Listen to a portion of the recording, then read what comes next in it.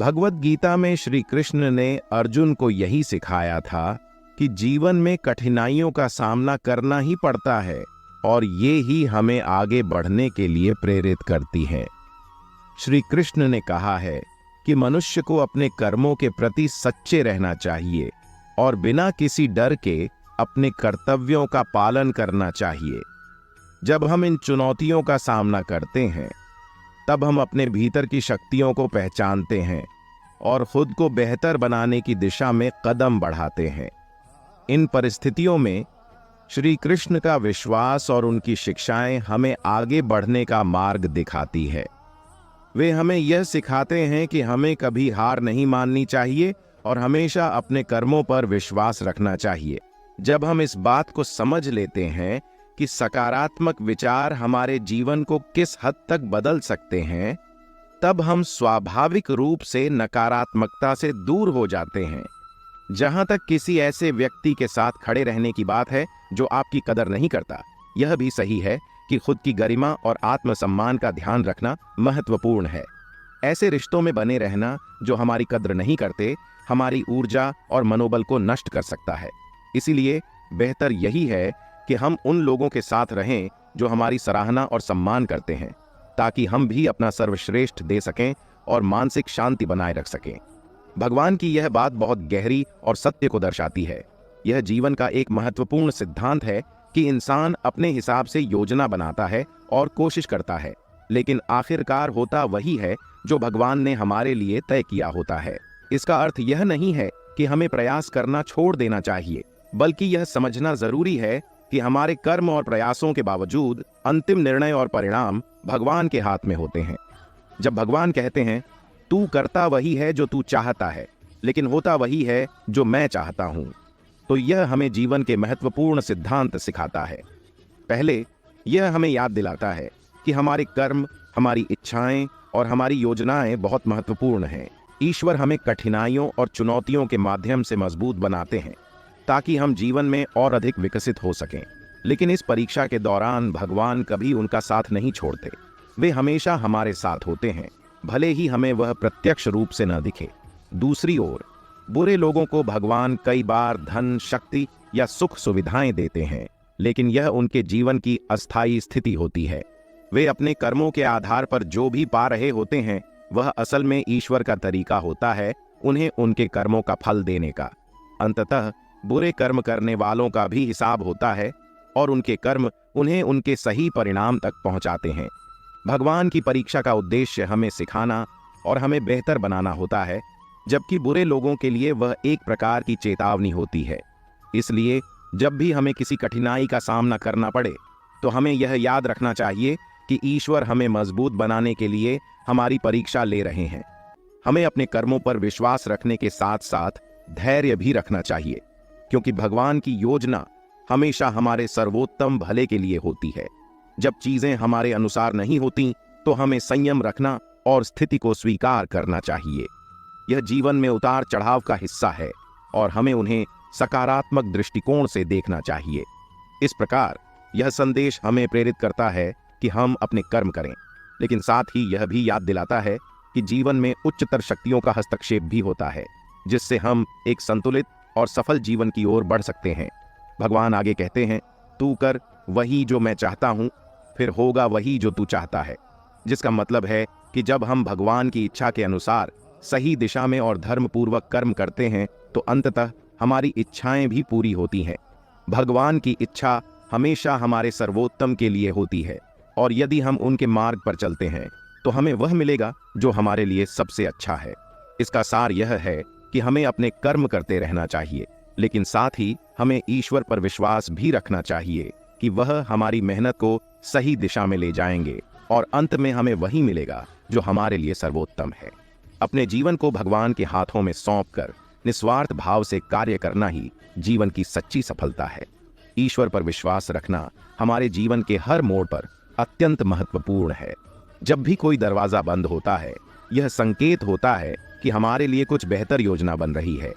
ईश्वर कभी भी हमें विकल्प या अवसर छोड़े बिना एक रास्ता बंद नहीं करते।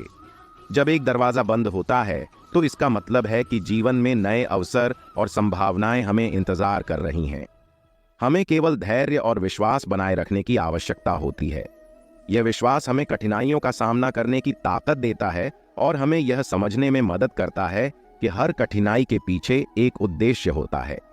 जब हम ईश्वर की योजना पर भरोसा रखते हैं तो हम सकारात्मकता के साथ आगे बढ़ सकते हैं, क्योंकि हम जानते हैं कि जो भी होता है वह हमारे सर्वोत्तम भले के लिए होता है।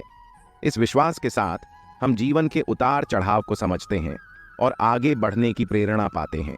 यह हमें याद दिलाता है कि कठिनाइयों का सामना करते समय भी हमें अपने लक्ष्य की ओर बढ़ते रहना चाहिए, क्योंकि अंततः ईश्वर की योजना में हमेशा हमारी भलाई होती है। खुशियों की तलाश हमें स्वयं करनी पड़ती है, क्योंकि जीवन में दुख और कठिनाइयां तो हमेशा रहेंगी। दुखी करना तो कोई भी कर सकता है, चाहे परिस्थितियां हों या लोग, लेकिन असली चुनौती और कला यह है कि हम कैसे अपनी खुशियों को खुद ढूंढें और बनाए रखें। खुशियां बाहरी चीजों पर निर्भर नहीं होती, बल्कि हमारे अंदर से आती हैं। जब हम सकारात्मक सोच रखते हैं, अच्छे कर्म करते हैं और अपने जीवन को सच्चे और सरल तरीके से जीते हैं, तो हम खुशियों को पा सकते हैं। याद रखें, दुख और तकलीफें जीवन का हिस्सा है, लेकिन उन्हें हावी होने देना हमारी अपनी सोच और दृष्टिकोण पर निर्भर करता है। यदि हम ईश्वर पर भरोसा रखें और अपने कर्मों में लगे रहें, तो जीवन में हर स्थिति में खुशियों को पाना मुमकिन है। किसी की मीठी बातें हमेशा यह संकेत नहीं देती कि वह व्यक्ति आपके प्रति सच्ची भावना रखता है। कई बार लोग अपनी स्वार्थ पूर्ति या किसी व्यक्तिगत लाभ के लिए भी अच्छे और मीठे शब्दों का इस्तेमाल करते हैं। यह ठीक वैसा ही है जैसे कबूतर को पकड़ने के लिए दाना डाला जाता है, जिससे वह झांसे में आ सके। जीवन में हमें सतर्क और समझदार रहना चाहिए। हर किसी की बातों पर तुरंत विश्वास करना हमें कई बार नुकसान पहुंचा सकता है। मीठी बातें आकर्षक हो सकती हैं, लेकिन असली मूल्य व्यक्ति के कर्मों और व्यवहार में होता है। किसी के शब्दों से अधिक उसके कार्यों को देखना जरूरी है, क्योंकि वहीं से असली नीयत का पता चलता है। सच और सच्चे लोग हमेशा अपने व्यवहार से खुद को साबित करते हैं, जबकि स्वार्थी लोग केवल मीठे शब्दों का इस्तेमाल करते हैं। इसीलिए किसी भी रिश्ते या व्यक्ति को परखने से पहले हमें उसकी बातों के बजाय उसके कार्यों और नीयत पर ध्यान देना चाहिए। यह सतर्कता हमें धोखे से बचा सकती है और हमें सही लोगों के साथ जुड़ने में मदद करती है। जब हम किसी के कार्यों को देखते हैं तो हम समझ पाते हैं कि उनकी वास्तविक नीयत क्या है। व्यवहार ही सबसे सटीक मापदंड है, क्योंकि शब्दों की चमक अक्सर धोखे की परतों के पीछे छिपी होती है। इसीलिए रिश्तों में सच्चाई और विश्वास बनाए रखने के लिए हमें समझदारी से विचार करना चाहिए कि हम किस पर भरोसा करते हैं। इस प्रकार की सतर्कता से हम न केवल अपने आप को सुरक्षित रख सकते हैं, बल्कि सच्चे और भरोसेमंद लोगों के साथ अपने रिश्तों को और मजबूत बना सकते हैं। जीवन में अच्छे लोगों की ईश्वर अक्सर परीक्षा लेते हैं, क्योंकि उनकी सहनशीलता, धैर्य और सच्चाई को परखना जरूरी होता है। जो भी समय बीत गया वह अतीत का हिस्सा है और हमें उस पर ध्यान केंद्रित करने की बजाय अपने वर्तमान और भविष्य पर ध्यान देना चाहिए। यदि हमसे कोई गलती हुई है तो उसे याद करके केवल चिंतित होना या दुखी होना सही नहीं है। गलतियों से सीखना और आगे बढ़ना ही जीवन की सच्ची शिक्षा है। हर व्यक्ति से कभी न कभी गलती होती है, लेकिन महत्वपूर्ण यह है कि हम उस अनुभव को कैसे लेते हैं। हमें चाहिए कि हम अपनी गलतियों को स्वीकारें, उनसे सीखें और फिर उन्हें पीछे छोड़ दें। इस तरह हम अपने मन को हल्का कर सकते हैं और अपनी ऊर्जा को सकारात्मक कार्यों में लगा सकते हैं। जीवन में आगे बढ़ने के लिए हमें वर्तमान क्षण का महत्व समझना होगा। केवल अतीत पर ध्यान देकर हम अपने भविष्य के अवसरों को खो सकते हैं। इसलिए हमें नकारात्मकता को छोड़कर सकारात्मकता की ओर बढ़ना चाहिए। अपनी गलती से सीखकर आगे की दिशा में कदम बढ़ाना चाहिए। हर नया दिन एक नया अवसर है और हमें उसका सही उपयोग करना चाहिए। ईश्वर हमें हर क्षण में साथ देते हैं और यदि हम अपनी सोच को सही दिशा में मोड़ें तो हम अपने जीवन में नई खुशियों और सफलताओं की ओर बढ़ सकते हैं। वास्तव में वर्तमान को सुधारना और अपने भविष्य को संवारना ही सही दिशा में आगे बढ़ने का तरीका है। जीवन की सच्ची कीमतें वही होती हैं जो हमें आंतरिक शांति, आनंद और संतोष प्रदान करती हैं। भगवान ने हमें जो नींद, शांति और जीवन दिया है वह सबसे बड़ी दौलत है। जब हम जीवन को सही तरीके से जीते हैं तो हर पल में हमें खुशी और संतोष मिल सकता है। बाहरी संपत्ति या भौतिक चीजें क्षणिक होती हैं जो समय के साथ मिट सकती हैं। विपरीत आंतरिक सुख और शांति का कोई मोल नहीं होता। यह उन मूल्यों और अनुभवों से उत्पन्न होता है जो हमें हमारे अस्तित्व का सही अर्थ समझाते हैं। जब हम अपने भीतर की शांति को पहचानते हैं और उसकी रक्षा करते हैं तो हम कठिनाइयों का सामना करने में सक्षम हो जाते हैं।